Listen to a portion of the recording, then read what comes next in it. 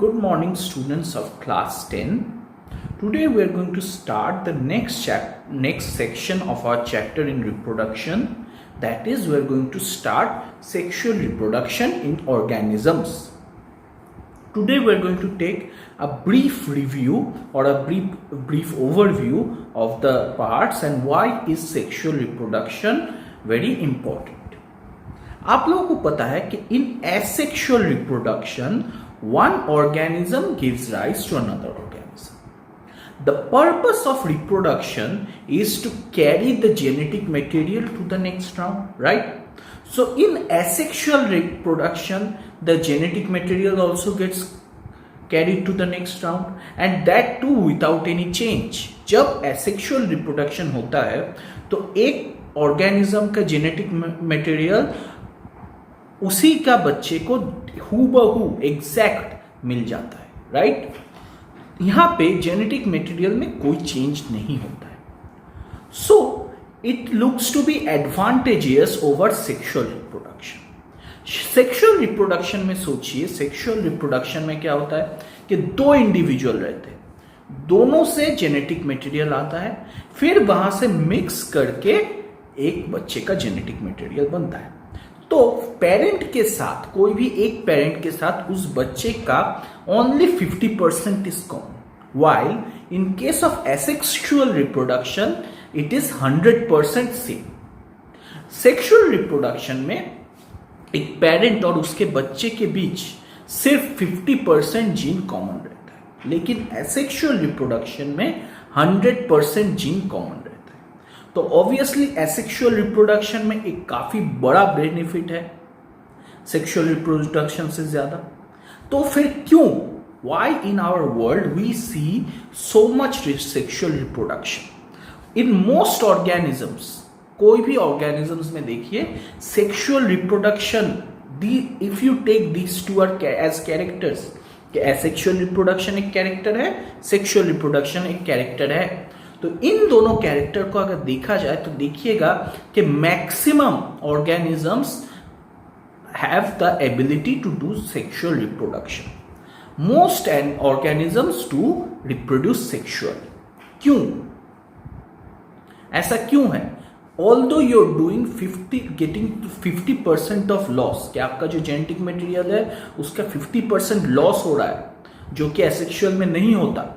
फिर भी क्यों सेक्सुअल रिप्रोडक्शन इतना वर्ल्ड में, why is sexual reproduction so much prevalent in the living world? क्यों ये कैरेक्टर रह गया और एसेक्सुअल रिप्रोडक्शन का कैरेक्टर इतना कम एनिमल्स या कम प्लांट्स में क्यों दिखता है? Why? Today we are going to look into that. First thing is, what is the difference between sexual reproduction and asexual reproduction? In sexual reproduction there are two individuals involved. इसमें दो व्यक्ति रहते हैं. One is a male, another is a female. There is a male and a female. The male produces the male gamete and the female produces the female gamete. The male gamete has 50% of the chromosome of the male. एक mail का cell में जितने chromosome रहता है उसका 50% जाता है male gamete में. सिमिलरली फीमेल का जितना क्रोमोसोम रहता है उसका 50% जाता है फीमेल गैमेट में. The male gamete which is often called the sperm, male gamete जिसको स्पर्म कहा जाता है, दैट इज मोर मोटाइल, उसमें मूव करने का क्षमता ज्यादा होता है, and it is very small in size, वो बहुत ही छोटा साइज का होता है और उसमें मूव करने का क्षमता होता है. The female gamete is, however, does not have the ability to move. It is non-motile in nature. वो उसमें मूव करने का क्षमता नहीं रहता है. And it is larger in size. It is considerably larger in size because it has all the food materials required for the embryo to grow. कि female egg में एम्ब्रायो को ग्रो करने के लिए जितना फूड मटेरियल, न्यूट्रिशन चाहिए वो सब कुछ उसमें रहता है. Now coming to the genetics of reproduction, कि अगर हम लोग अब रिप्रोडक्शन का जेनेटिक्स में देखें तो क्या होता है, what happens is, why sexual reproduction is favored over asexual reproduction is because you must understand one thing, our environment is constantly changing. हम लोग अर्थ का जो एनवायरमेंट है वो कॉन्स्टेंटली चेंज होता रहता है. तो अगर आपके पास एक तरह का जेनेटिक कैरेक्टर आया है और and if you transport it through only asexual means, तो वो क्या होगा, आपका बेटे को मिलेगा, उसका बेटे को मिलेगा, उसका बेटी को मिलेगा, ऐसा एक लाइन के हिसाब से चलता रहेगा. But that character will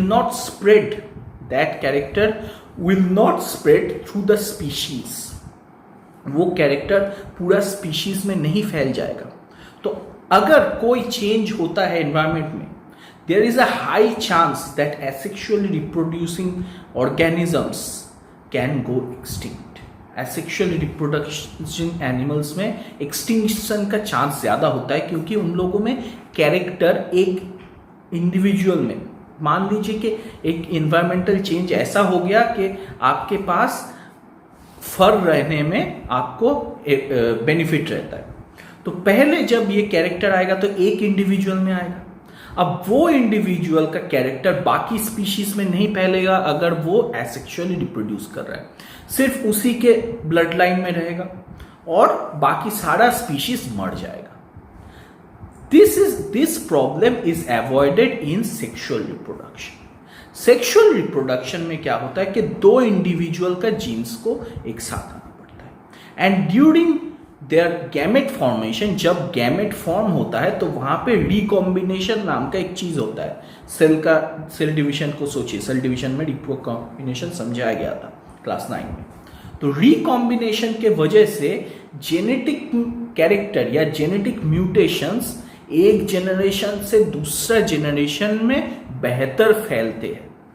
it spreads the genetic mutation wide among the population. वो पॉपुलेशन में पूरा जेनेटिक वो म्यूटेशन धीरे धीरे पूरा पॉपुलेशन में फैल जाता है and it helps to protect the entire species. उससे क्या होता है, पूरा स्पीशीज प्रोटेक्टेड रहता है.